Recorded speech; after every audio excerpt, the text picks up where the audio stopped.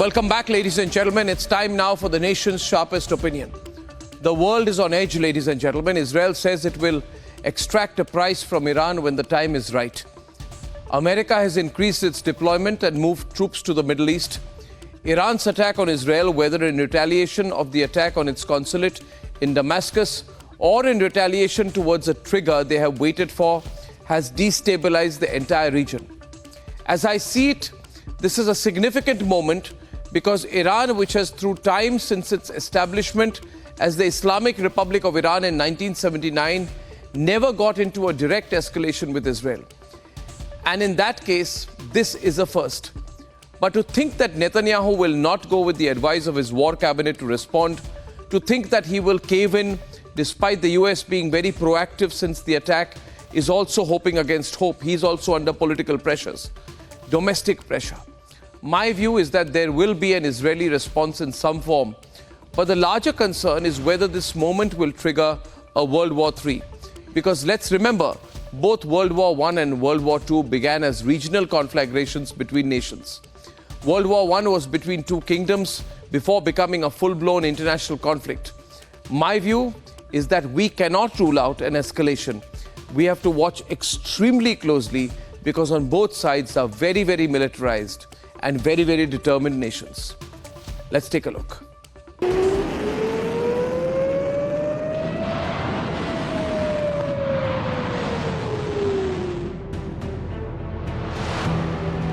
Iran launched an unprecedented attack on Israel.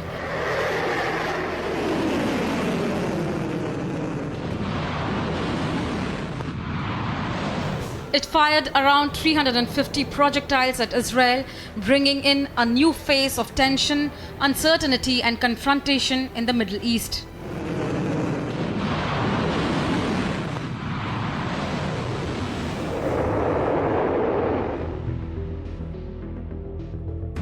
The attack was in response to a suspected Israeli strike on the Iranian consulate in Damascus earlier this month. اینه که قدردان ارزش اقدام مسئولانه و متناسب جمهوری اسلامی ایران باشند و به جای انتخاب الفاظ و عبارات نامتناسب. Hours after the attack, 17 Indians on board Israeli-linked vessel were captured by Iran. Yesterday night, I spoke to my Iranian counterpart.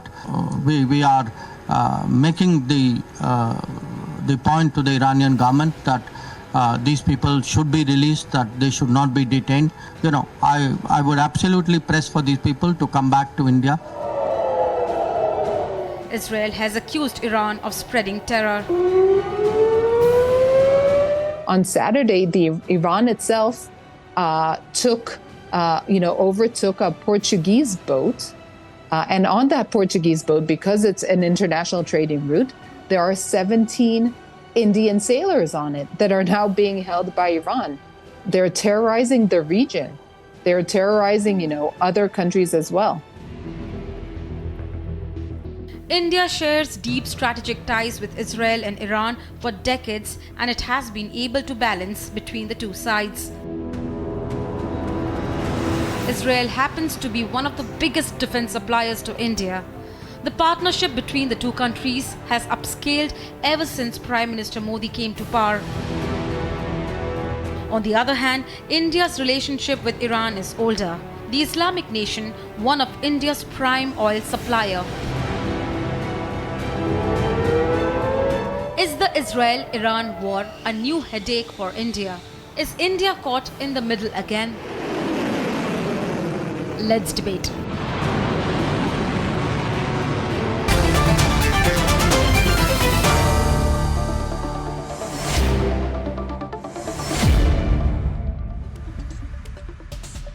I have with me the deputy spokesperson of the Foreign Affairs Ministry of Israel, Alex Gandler, with me to start tonight.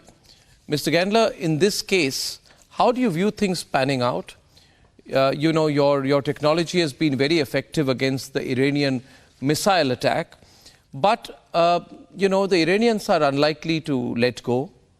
They're also a very determined nation, very militarized. What options are you looking at if you were to look at the next 1 week or 2 days, 2 weeks, for example? Well, first of all, Arnab, shalom from Jerusalem.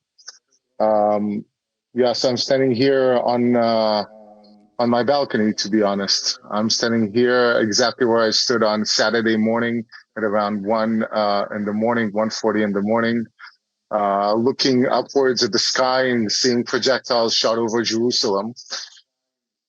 This was definitely an escalation, the first time ever in the history of the relations between Israel and Iran. And we did have good relations in the past prior to the Islamic Revolution. That Iran has launched an attack, a direct attack from its territory to Israel. Luckily, we are protected by layers of defense and also by layers of strategical diplomatic defense with our partners internationally and regionally. Looking at the future, we're keeping all our options open at the moment. We are listening to all sides. We're talking with our American friends who are a strategic partner, and we're thinking about how we should respond to this. A response will be needed because such an attack is unprecedented. Not only for Israel, this is probably the largest bombardment of aerial drones and ballistic missiles on any country, 300 altogether, some of them very large ICBMs. So such an attack cannot go unchallenged.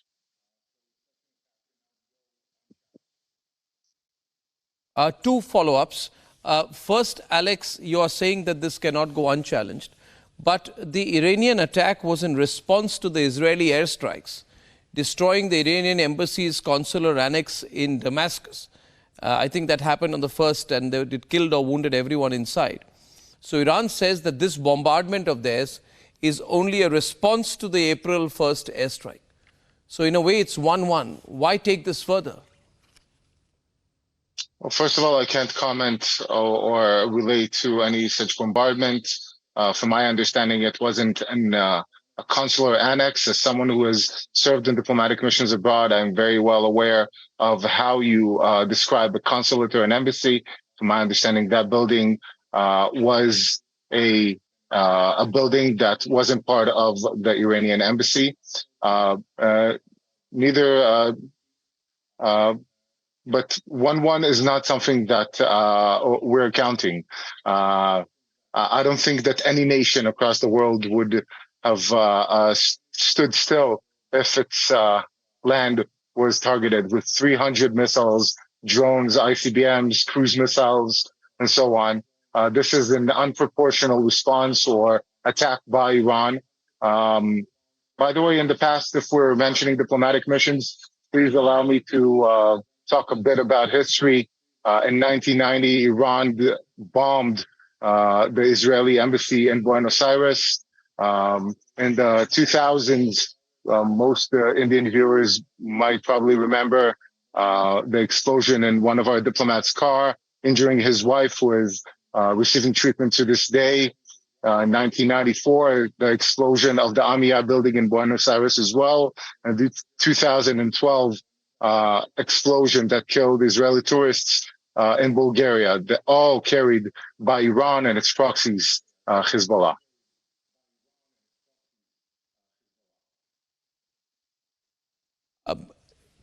Alex, do you think Israel is taking on everyone together? You have a situation, already vis-a-vis the situation in Gaza. You have an escalating and long-drawn response from Israel there. Now you're taking on Iran. They say that in conflict, you should not take on all your enemies and potential enemies in one go. But that's what Israel seems to be doing. Yes, so now, first of all, you're right. Opening many fronts is strategically against what Clausewitz said, and I think many generals understand that as well. But let's analyze this for a second. Are we opening different fronts, or is it the same front? When we're talking about Iran, the way Iran has been operating since the Iran-Iraq war, their strategic understanding was not to fight a war on their soil. Hence, that they developed a strategy of using proxies. So let's talk about the Middle East and what surrounds Israel.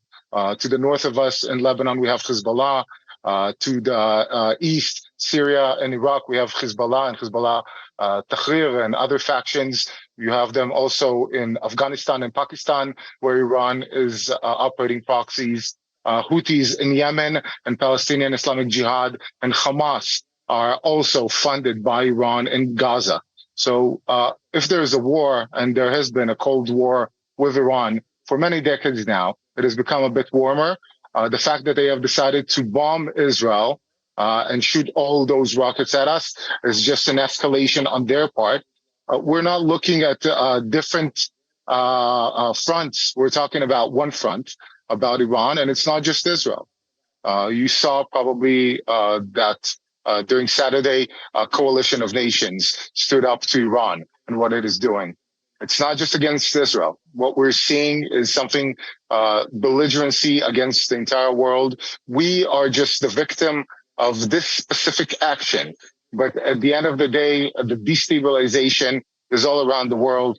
You've spoken about the ship that was captured by Iranian special forces carrying 17 Indian sailors and much more. Houthis attacking ships passing next to Yemen and so on and so forth.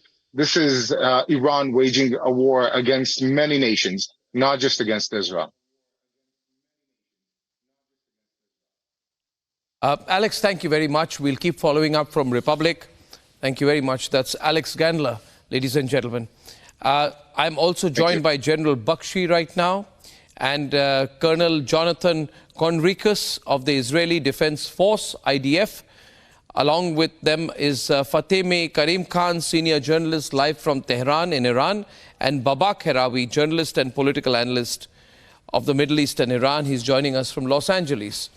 Babak, if I can start with you, you heard the deputy spokesperson of the Israeli Foreign Ministry saying there that, that Iran is opening up fronts. It's much more than it seems. It is not a response to the April 1st attack. He seems to suggest that this is the Hamas, Hezbollah, Houthi, everybody and their whoever they were proxies for coming out in front and taking on Israel directly. Babak, where do you see this going and your response to what you may have just heard? Hi to everyone. Thank you for the opportunity. What is happening right now is another scene of a play that began 45 years ago. This is nothing new. Every other year, some such clash through proxies, through different countries in Argentina, here and there, has been going on. And the problem at this moment is not Iran, but this is the Islamic Republic regime running the country in Iran. See what I mean? If we cannot separate these two elements, we will never get to the right response at this moment. Any coalition at this time, join together, come together, put all the efforts together, can topple and overthrow such regime, which in its own last election, the turnaround was almost 5%. See what I mean? Is an unwanted child. If we can do that without even shooting a missile, without even killing a person, we can bring peace back to the Middle East. This is how I look at it. Okay, Babak, before I go to Colonel Jonathan Conricus, Fatime, 350 missiles and drones fired on Israel. Iran says this was a retaliation to a single attack in Damascus. But the scale of the attack has surprised people. Is Iran looking at a full-fledged war? Does Iran see itself as the leader of the Muslim world against Israel? Of course not. Yes. Of course not. Nobody here looking for a war. Nobody here looking for a war. Please be careful about your words. We are not the nation who is looking for a war. We didn't start anything here. It was the Israeli army who destroyed a building, who destroyed a diplomatic building, who killed several of Iranian people outside our country, outside Iran. It is not a problem of who they are working for, or what was the names, or what was their relation to the government. They killed some of Iranian nationality people. And there should be a revenge. There should be a reaction. There should be an answer. There should be a reaction to these kind of things. We cannot just sit here and see what they are doing against our people.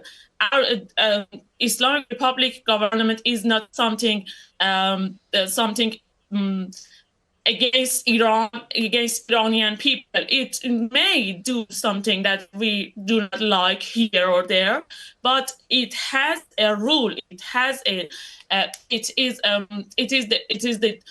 is the definition of a government to protect their people. And if Israeli people are not happy with what is happening in their country, they have to show this. They have to go and show their disagreement with this politics.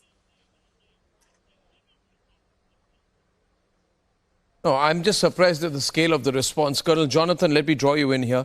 Why do you think Israel has come out in the Iran has come out in the open directly?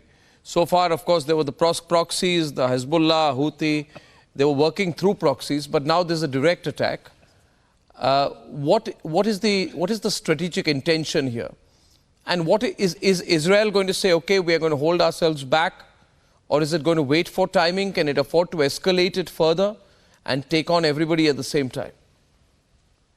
Right. Thank you for having me. So those are two distinct questions. I'll start with the second one, with what Israel is going to do. I think what Israel is going to do is respond at a timing, location, and intensity of Israel's choosing. It doesn't have to be immediate, and it doesn't have to be against specific targets. Israel has a very wide and diversified toolbox when it comes to dealing with Iran. Up until now, yes, we have been fighting their proxies. The Iranians, very cowardly, have been sending forward Palestinians, Lebanese, Yemenites, Syrians, and what have you, in order to fight against Israel. We are still busy fighting them, by the way. And I can tell you that I myself was surprised that the Iranians actually found the courage to step out of the convenience of the shadows and actually attack Israel straight on. Their attack was a failure, and we were able to successfully defend and intercept more than 99% of all of the incoming missiles, drones, and rockets that were fired from Iran, which I am not sure that the guest from Iran is aware of, because this is being censored in Tehran by the oppressive media, or the oppressive regime against the media. But bottom line is that I think that we will see in the imminent future, not maybe tonight and not maybe tomorrow night, an Israeli response, because obviously such an attack against Israel cannot go unchecked, especially not when it's from a regime that for 44 years have been chanting and forcing their people to chant death to Israel, death to America, death to the UK. I don't know if they've been saying bad things about India as well, but I know for certain that it's been a lot of death wishes to other countries. Of course, we cannot let this slide, and we must respond to this type of aggression. General Bakshi, where do you see this going forward now?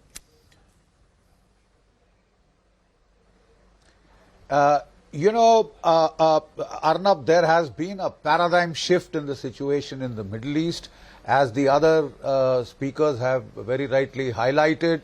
So far, Iran was fighting through its proxies, the three H's, Hamas, Hezbollah, Houthis, and the Shia militias in Syria and Iraq.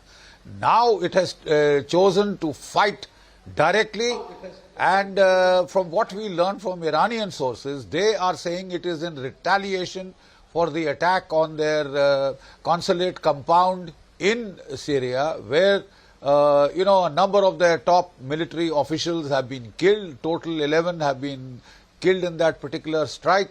And therefore, they wanted to sort of, the United States did a lot to try and deter them, to make them recalculate, recalibrate.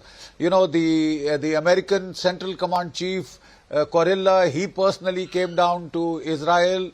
Another aircraft carrier was sent in to deter Iran. The fact is, Iran has not been deterred. And about 320 to 350, there are various estimates, some 170 drone strikes, Shahid class. Then there were the cruise missiles, about 35, and then there were about 120 ballistic missiles which have been launched. Iran says it has struck the 2 air bases from where the Navami air base in southern Israel, from which it claims that Israel had launched the air attack onto its embassy. So that base has been hit, and they are claiming the major damage. The Israelis tell us that the damage has been very slight. One girl, I understand, poor girl, has been killed, and about 12 people wounded total in this strike, right? It came in 3 waves. The Israeli air defense was superb. It is one of the best in the world, and it was aided by the Americans and the British and the French, who used their fighter aircraft to shoot down the drones as they came. Israel claims that the drones were just a decoy, and they have hit the targets that they wanted. They got through despite these defenses, and they are saying that $1.3 billion have been spent by Israel in this defense, whereas they have spent very little in turn. But they are saying they have finished, and the next move is on Israel. Now, to my reckoning, Israel will respond, though the Americans are putting heavy pressure. Let's be quite straightforward. They do not want Israel to escalate. They are saying you were able to shoot down 97 to 98% of the projectiles, and therefore you should take it as a victory and call it off, because if you give a retaliatory strike, there will be follow-up strikes from Iran. And once this escalatory spiral starts, there is no saying where it will end. It's extremely dangerous, very, very dangerous situation there. And therefore, like our external affairs ministers just spoke to you, there is need for calm, there is need for patience. I personally think Israel will retaliate because of its own public opinion pressure. But based upon American pressure, that may take a covert form. They have done covert attacks earlier onto Israel. They have done the Stuxnet attacks on their General facilities. General Bakshi, I think what Iran is not clear about, and Fatimi, don't mind my saying it, you are on very uncertain ground here. And Fatimi Karim Khan in Tehran, I'll bring in my own take here. Fighting a proxy war and fighting a real war are very different. You, as a country, you are experts at fighting proxy wars. Everything for you is a proxy war. Hezbollah is a proxy war. Your support to the Hezbollah is a proxy war. Your support to the Hamas is a proxy war. You may have been celebrating when the 7th October attack happened on Israel. It was a proxy war. Israel did not attack Tehran, but Tehran was behind the attack on the 7th of October. What you are doing by encouraging piracy in the open seas with the Houthis, 1 minute, with the Houthis is a proxy war. You tell the Houthis to fire ballistic missiles at Israeli resorts. You tell the Houthis to capture ships. Even the Indian Navy had to respond once or twice and 3 times and teach the Houthis a lesson. My point being to you, Fatima Haji, is that you are using Syria, you are using Hamas, Houthi, Hezbollah, but you're not fighting a war yourself. Now you're saying we'll fight the war ourselves. Are you ready? Because your first attack on Israel has failed. So I don't know whether it will work, and I want you to tell Babak, for example, why you would. No, this is your proxy. Everything is yours. I am not a spokesperson for the Iranian government. I am not a spokesperson for anyone. I just spoke a professional journalism idea here. So I'm not speaking about what Iran is going to do or what it had done before. What I'm saying is, Iran as a country has every right to protect its people outside and inside the country. We have seen several terrorist attacks from Israelis inside and outside Iran against our scientists, are you against protecting our your nuclear people by are you protecting your people by 1 minute? I'll get Babak Heravi into this.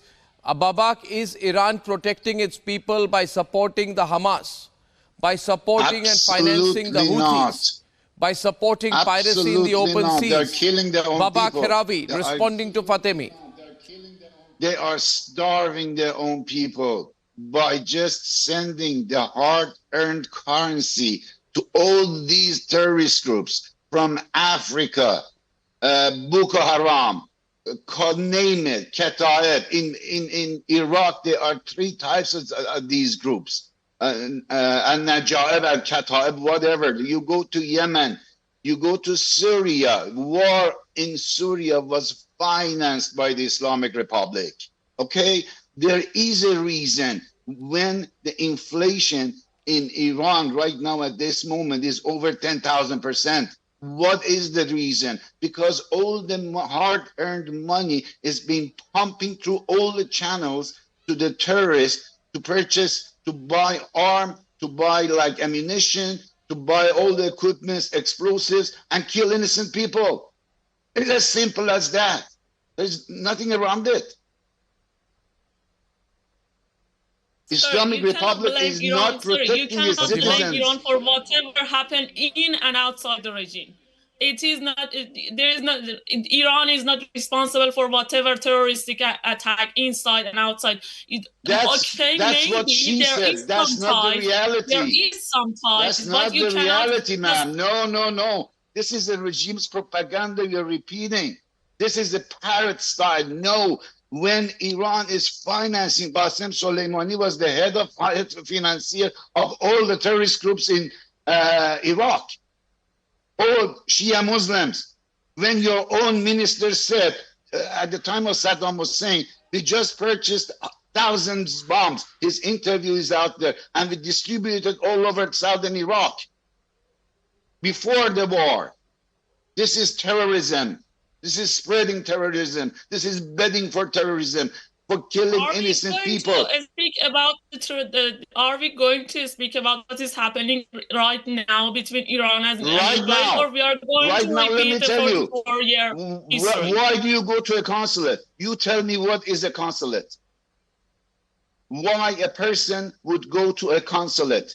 To obtain visa, to get legal help, to get help to go back to his country, etc., etc. What are 8 high-ranking IRGC generals are doing in that consulate? Outside the country. What are they doing there?